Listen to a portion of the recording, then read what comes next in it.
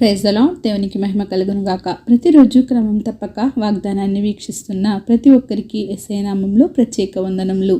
Subscribe చేసుకుని అనేక మందికి షేర్ చేసి దేవుని మాటల ద్వారా బలపరచండి. ఈ దినమునకై ఏర్పాటు చేయబడిన దేవుని వాగ్దానము యెషయా గ్రంథము 53వ అధ్యాయము 5వ వచనము.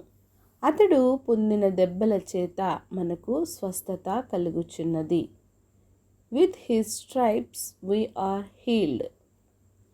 యేసయ్య గారిలో పాపము ఎంత మాత్రమును లేదు. ఆయన పాపరహితుడు, దోషరహితుడు.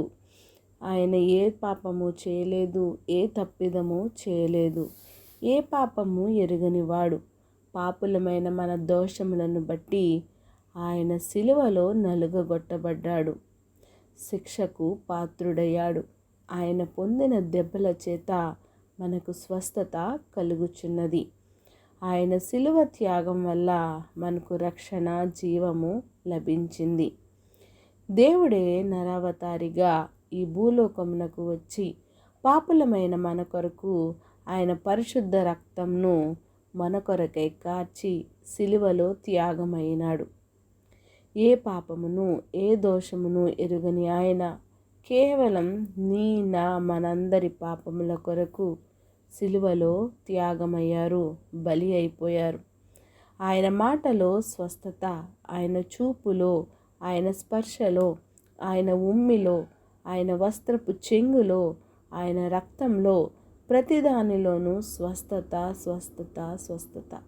గొప్ప విడుదల అనేది మనిషి జీవితాల్లో జరిగింది అంటే అది కేవలం యేసయ్య ద్వారానే. ఇవన్నీ కూడా మానవుడు గుర్తించక దేవునికి ఇంకా అవిధేయతతో జీవిస్తున్నాడు. ఇంకా గొర్రెల వలె త్రోవ తప్పిపోయి ఎవరికి ఇష్టమైన త్రోవలో వారు వెళ్ళిపోవచ్చున్నారు. మనందరి దోషమును అతడే మోసుకుంటూ, సిలువను మోసుకుంటూ, సిలువపై వ్రేలాడి ఆఖరి రక్త బిందువు వరకు మన కొరకు కార్చి మనకు స్వస్థత, విడుదల, రక్షణ, పరిశుద్ధత ఇవన్నీ మనకు అనుగ్రహించడానికే ఈ లోకమునకు వచ్చారు.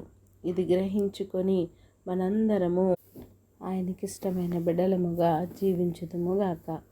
ఆమేన్. చిన్ని ప్రార్థన. మమ్మల్ని అతిమిక్కిలిగా ప్రేమించిన మా ప్రియ పరలోకపు తండ్రి, మీరు ఇచ్చిన వాగ్దానం నాకే వందనాలు దేవా.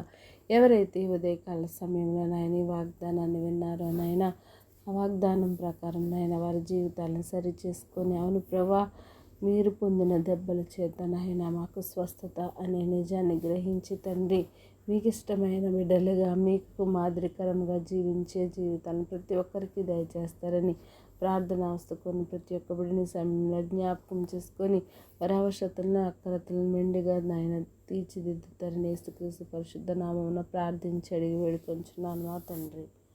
ఆమేన్. God bless you all.